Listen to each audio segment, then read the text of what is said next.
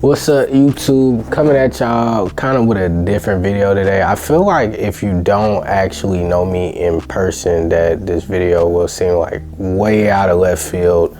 But again, if you know me in person, you know that I've been investing for a long time. Well, I say a long time. I'm 20 years old, so I can only start investing when I was 18, but I started as soon as I could. Literally, actually, on my 18th birthday, I started investing. That was the first thing I did when I turned 18 as a little gift to myself. Now, first and foremost, I do want to put a disclaimer in this video that this is not investing advice, and I am not telling you what you should do with your money.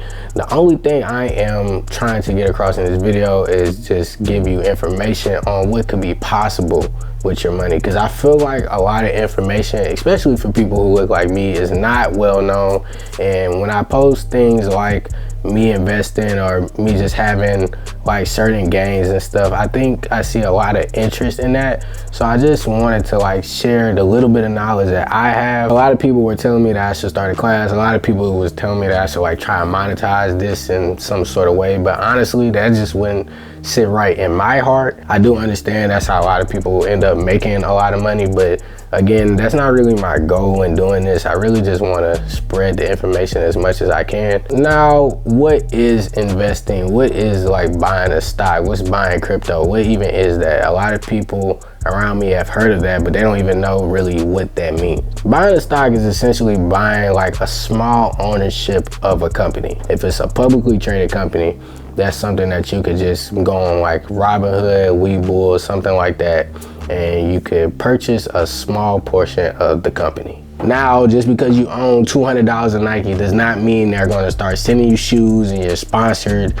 Doesn't work like that. But it does mean that you have the opportunity for that $200 to grow into something else. To put it simply, for young people, I think it would be comparable to like buying a pair of Jordans, you know, buying them at retail, and then, you know, you wait a couple years, you wait 10 years, and then now it's worth $10,000, something like that. That's basically what buying a stock is. You're trying to buy the ownership of a company at a certain price with the hopes that it will be worth more in the future. But the problem with buying stocks and buying crypto, ETFs, all of these things, is that there are a lot of options, and obviously stocks have the ability to go up, go down, go sideways. So there are a lot of outcomes, so people don't really know kind of what to buy or even how to go about it. And obviously there's a risk factor in doing it, because like I said, stocks could go down.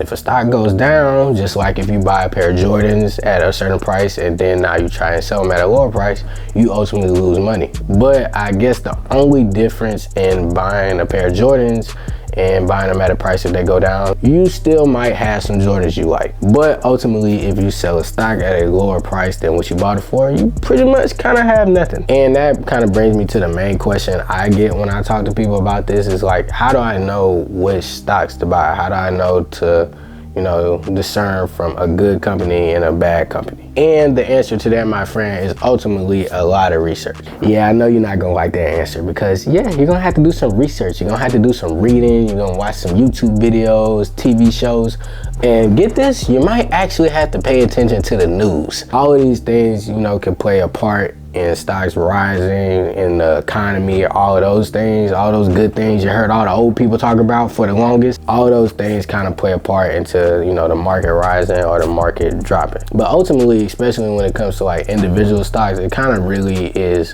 more based on the performance of the company. You know, a big example of that is, you know, like Amazon. If you bought Amazon in 2000 and let it grow till now, it would have made a huge gain. But maybe if you bought something like Fubu, you might not be as well off now. But ultimately, that is the risk that you take when you purchase any stock.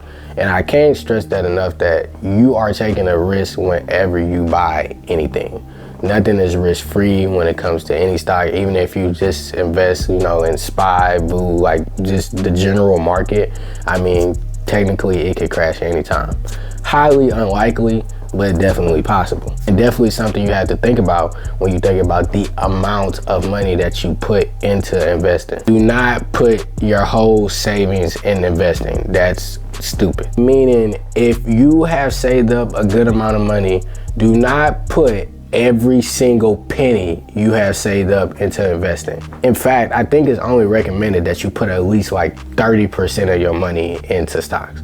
So again, please, especially if you're young like me, do not put every single penny you have saved into stocks. You think that would be more like, you know, obvious, but when people get a taste of, you know, money working for them and putting a certain amount of money in and getting it back, a lot of the times people can get greedy and then they proceed to put even more money in, wanting to take bigger risk, and that can sometimes lead to a big burn. And trust me, big burns are not good. Nobody wants them. If you want to see people who take extreme risk, go on Reddit and go on Wall Street Bets and see people who have literally lost $100,000. Now, ultimately, I think a lot of people on Wall Street Bets kind of turn investing into more of gambling, especially when they partake in things like options, which is something that I'm not even going to talk about in this video because I wouldn't even recommend somebody who just started to even start that due to the fact of the risk versus reward thing. Obviously, the reward of options could be really high, but the risk is also really, really high too. So if you're just starting out, please stay away from that. I understand that you might want the rich tomorrow story, but you also don't want the broke tomorrow story either. I think ultimately the best advice I could give somebody whenever they're like starting off this journey is to just, you know, pick a couple ETFs that you like, pick a couple companies that you like, and then just invest and be patient and just forget about it. Let it just marinate somewhere in the back of your mind. Don't even worry about it, because ultimately that's what you're supposed to do. Warren Buffett, one of the greatest minds of investing, said time in the market beats timing the market. And what do you mean by that? He means putting your money in companies that you believe in, waiting for profits to accumulate over time because they're good companies that will ultimately keep growing over the years, will definitely be more profitable than saying, oh, it's at 20 today, it's probably gonna be at 22 tomorrow. Like, trading like that is like super hard. And I know it might seem easy to somebody who's never done it before, but if you talk to like one person who's tried to day trade, they'll tell you how unpredictable it can be. I encourage you to paper trade before you put any real money in. Try day trading and see how hard it is. And if somehow you're profitable, hey, all power to you. But more than likely, you won't be. When I started investing, I actually met with a financial advisor who gave me a couple ETFs that I should invest in, and they've done me pretty well up to this point, so I'll share those with you, the ticker symbols that you can type in whenever you get an app. Before I tell you the ticker symbols, there's a lot of apps that you can use. There's Robinhood, there's Webull. To be honest, I'm not really sure what's out there besides that. Those are like the main two I've heard of. I mean, hypothetically, you can use whatever you want as long as they allow you to oversee your own trading and don't like take a commission of what you put in. So if it was me, I would just recommend you to use one of those two. But if you find some other app that you're more interested in, then that should work too. So the ticker symbols that he told me that I should invest in were VOO, VTI, JEPQ, VYMI, and SCHY. I'll spell them out on the screen so you're not so confused by all of them random letters I just said. If you're not familiar with ticker symbols, they're basically like abbreviations for a company. He basically told me to kind of separate my money into those equally, kind of like trying to go 20, 20, 20, and 20% in all 5 of them. That way my money can be, you know, kind of diverse, but not only diverse, but like in different sectors of the market. That's something really important to think about too when you first start. You don't want everything you invest in to be like in one like industry. You don't want everything to be in tech. You don't want everything to be in food or gas or anything like that, because at any given moment, any specific industry can, you know, be less profitable. And like I said before, those ticker symbols have done me really well at this point. They've all grown to like 14%. If we think of that in terms of $1,000, 14% would be about $140. And I think it's 14% in the last 3 or 4 months. So I think that's a pretty decent return. Obviously you had to scale that up for the amount of money that you would have in there.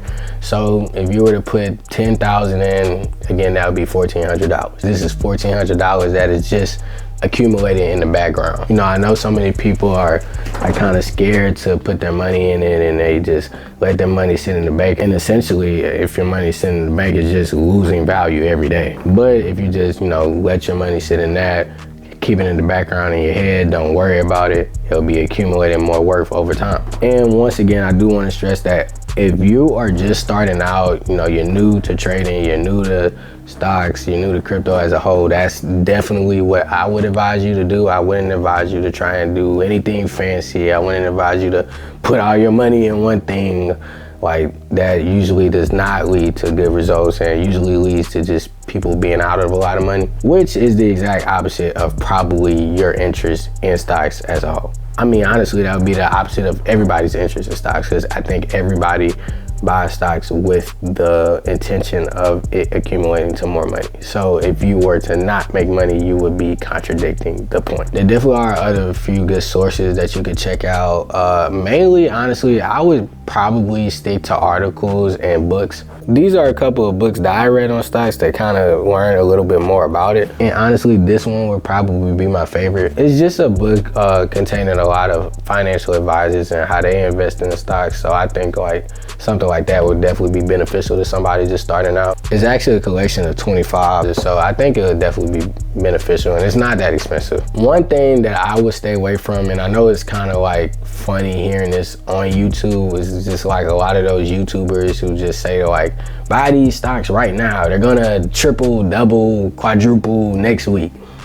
Those people are just like scammers. They're usually selling some type of course to try and kind of take advantage of you and kind of try and take advantage of your greed. And when you ultimately buy these courses from these people, you're not doing anything but making them rich. I would just encourage you to kind of try and stay away from channels that are, you know, encourage you to buy this right now, or this stock is guaranteed to triple. Or even the people who like kind of report on things in a biased manner. Kind of people who have reported what already happened in a biased manner, like, oh yeah, this stock fell, but it's just bound to rise. And if you don't believe me, follow their advice and see how far it gets you. Again, I really don't want to go too far in depth into it, honestly, because I'm not a financial channel. But again, I did have some interest like on my Instagram page about it. So I just wanted to kind of like share as much information as I could with y'all. Definitely want all my brothers and sisters to succeed. We in this together. So, you know, as much information as I can share to the next person would definitely be appreciated, and it will help us all win and get to the promised land. If you like this video, please leave a like, comment, and subscribe if you think I earned it. I definitely appreciate you for getting to the whole video. Honestly, if you got this far in the video, it's kind of criminal not to subscribe. You gotta leave a subscribe now. But anyway, thank you for watching. Thank you for giving me the time today. Hopefully I'll see you next time.